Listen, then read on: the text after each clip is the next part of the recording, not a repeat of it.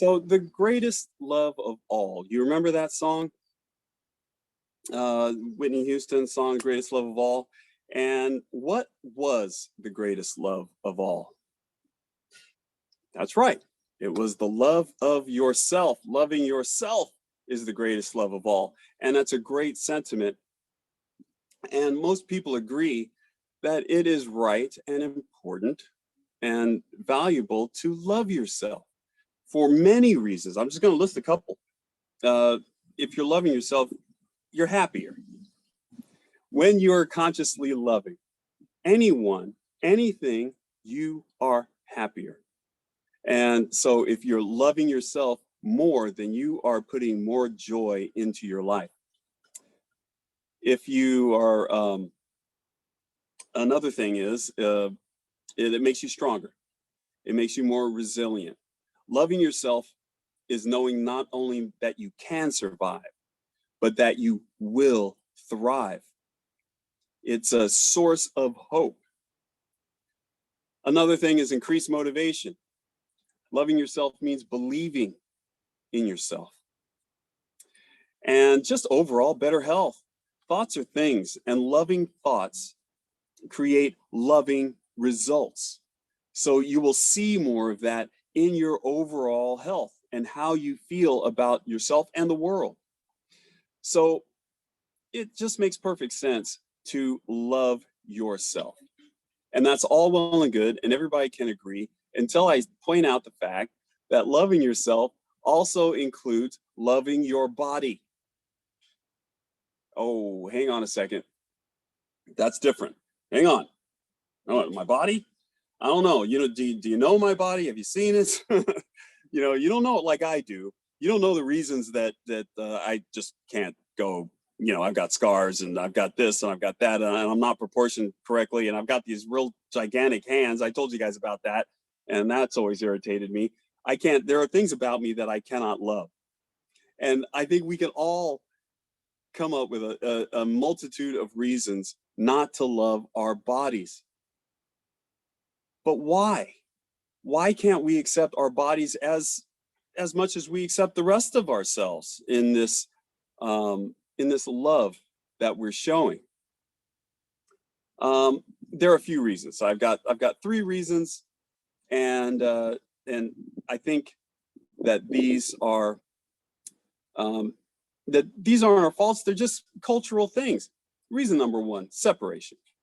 And the first example of this comes right from our New Thought teaching.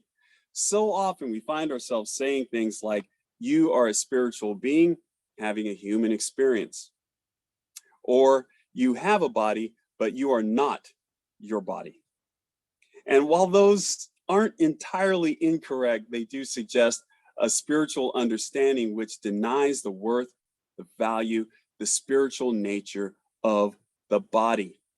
The truth is that you and your body are one, inseparable. You can't go anywhere without your body can't go anywhere without you. Just like you and God are one, inseparable. You can't go anywhere without God, and God won't go anywhere without you.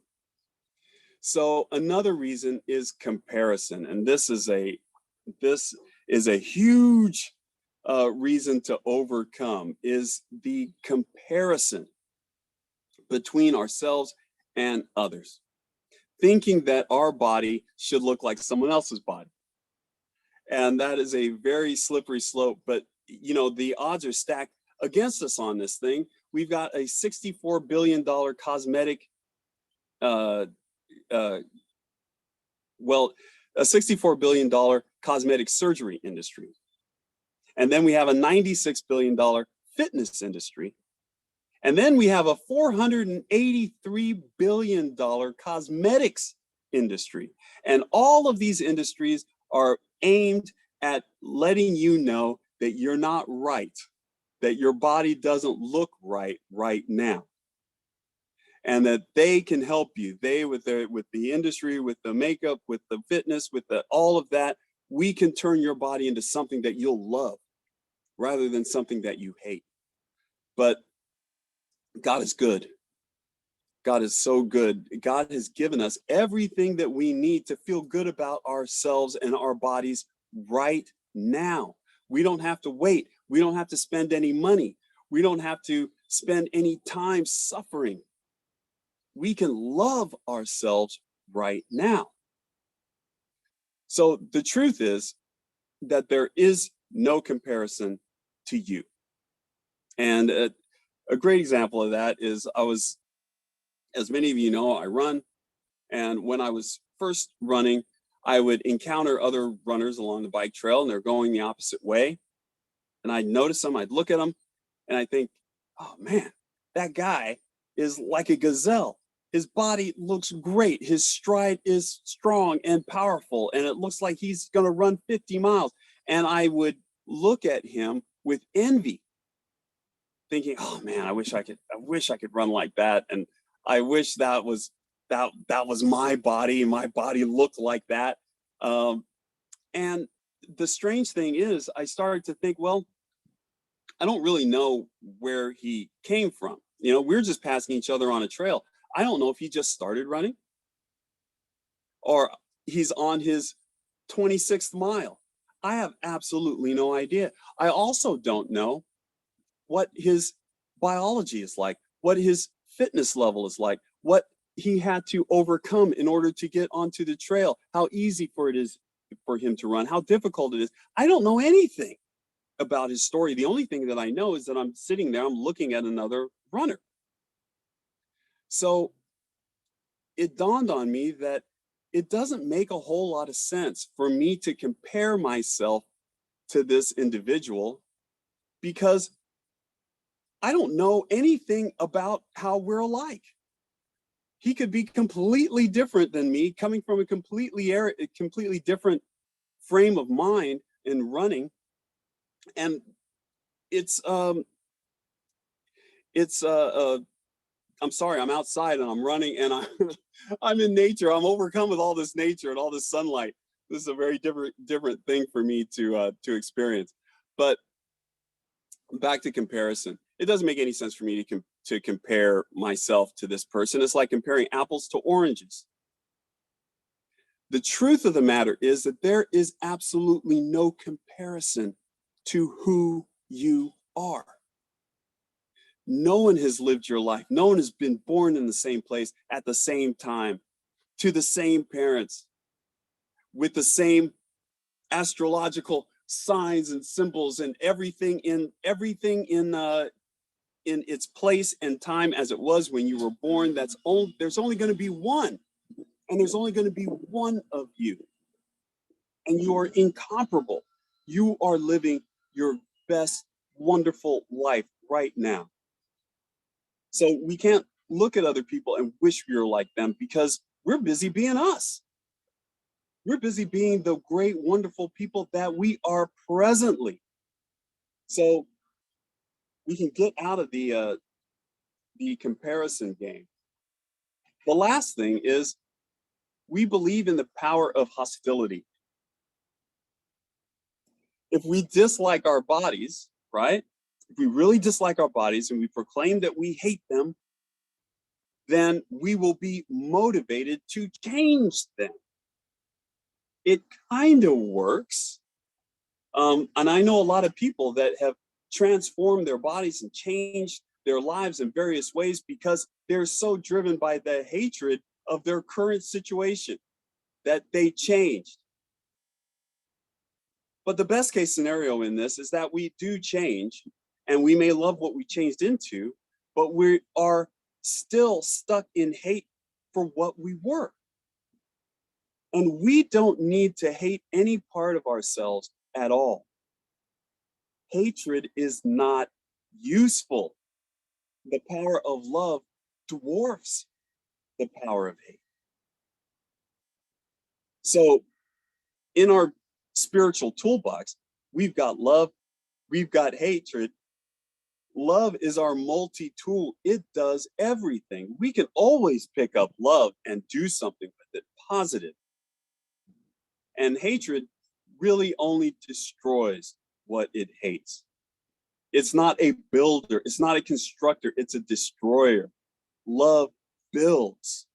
So that is the power and the energy that we want to invoke in our lives if we want to build.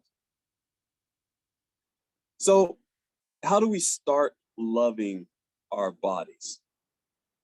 Uh-oh, this is going to be really difficult. No, it's not going to be tough. It's not tough at all. It's not difficult to tap into self-love, as you might think. Imagine this. Imagine your child comes home from school crying. And it's a funny thing. It reminds me of my mom. My mom always remembered, always knew when I was crying. I'd have something happen on the schoolyard. I'd get hurt or something would happen. I'd be crying. And then I'd get over it. I'd come home. And as soon as I walked through the door, my mom would look at me and she said, "What were you crying about?" And I'd always wonder, it's like, how did she know? How did she know? Well, I'll tell you how she knew. I'm going off on a tangent, but I have to tell you how she knew. And this is parent magic. I've worn glasses since I was in the first grade. And so when I would cry in school, my tears would fall onto my glasses. And then, of course, I didn't clean my glasses. What kid cleans their glasses? Especially not me. So I didn't clean my glasses. I'd come in, and my mom would know right off. She'd see tears on my lenses. She'd say, what happened in school today? And I'd be like, wow, mom knows everything. But mom was just observant. But say your child comes home from school crying. What happened? Are you okay?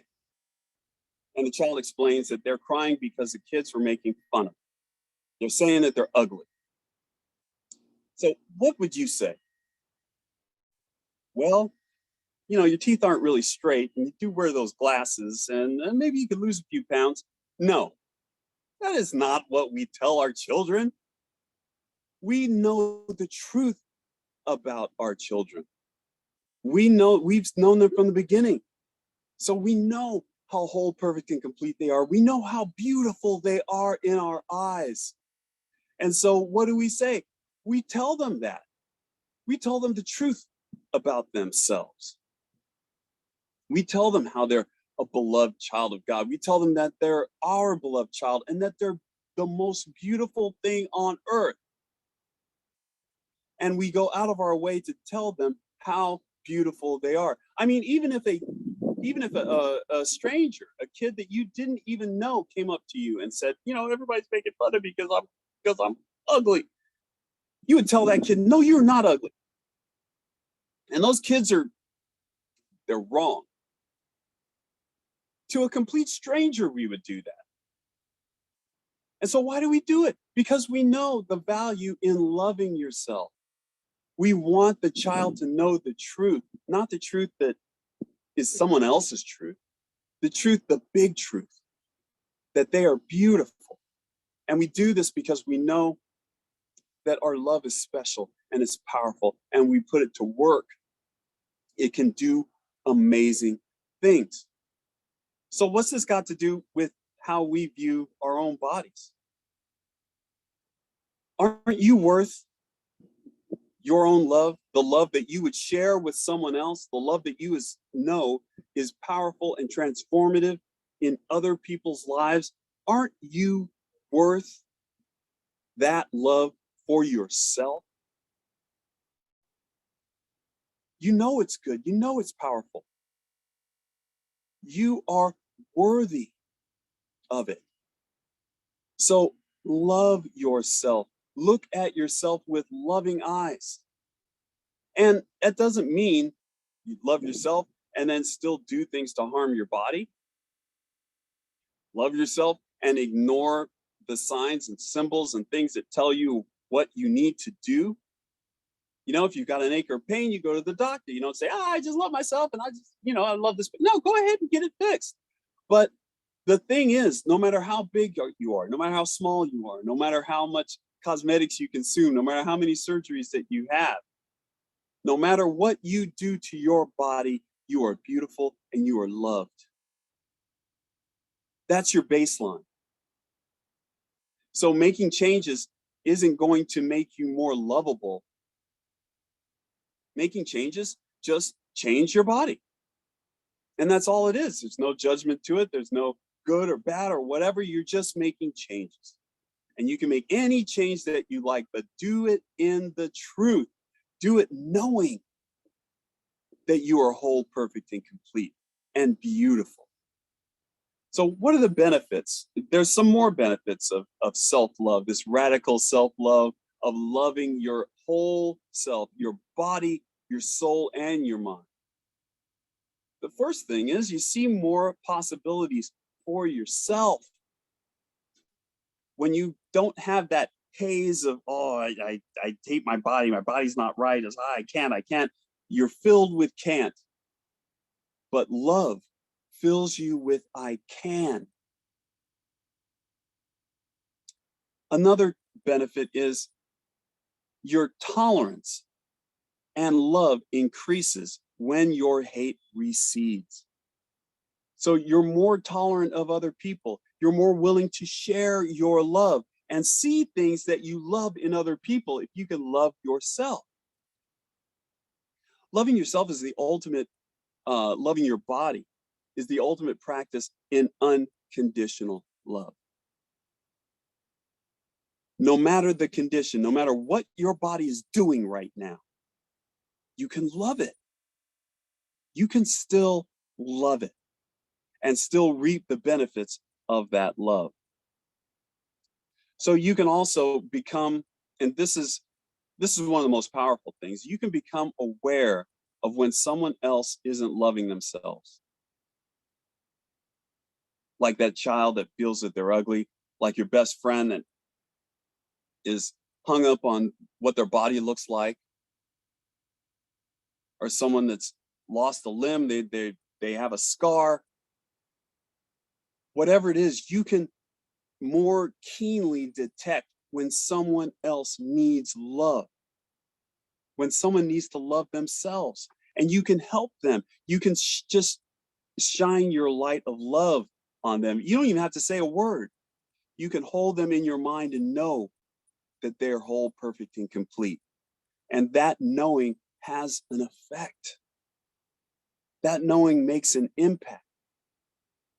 So I've got some home play for you. And yes, I call it home play. I found this on a website. Actually, it was a video that Mitch Austin shared with us about working on our visions and our mission. But he called the homework, he called it home play. And I love that expression. I love it because that's what we're doing with our lives. We're playing. Our lives are a laboratory, and we can try different things. We can try different states of mind. We can try different workout routines. We can just play and experiment and see what we can do with our lives. So out with homework, in with home play. So here is our home play. Practice loving yourself. So how do I do that? Well, when you pass a mirror, we pass a lot of mirrors. Okay, we got a lot of mirrors in our house. When you pass a mirror and you look at yourself, I'm as guilty as anyone else in this. I pass by the mirror, I look at myself, and I think, oh, Dave, you really got to start doing push-ups or something. Yeah. Oh, Dave, look at your hair. Look at your beard. Oh, you need a shave. And I'm pointing out all of these things that I need to do. And while I'm pointing out all of these things, I am not loving myself at the same time. And I leave that mirror thinking about the things that I need to change. So if you're like me, the next time you pass by a mirror and you notice all those familiar thoughts of lack and not love coming up within yourself, quiet that voice. And before you leave the mirror, make your last thoughts of awe and love. Before you leave, don't leave the mirror thinking, oh, I got all these things to work on. No, leave that mirror thinking, you know what? You're great. I love you. And that body of mine, I love it. It's a miracle machine. Do you know how many miracles had to happen in order to get you to this point right here, to hearing my voice right now? How many miracles have to happen in order for you to interpret my words, to see colors, to hear what I'm saying, to sit down, to stand up? I mean, every action that you make is an incredible,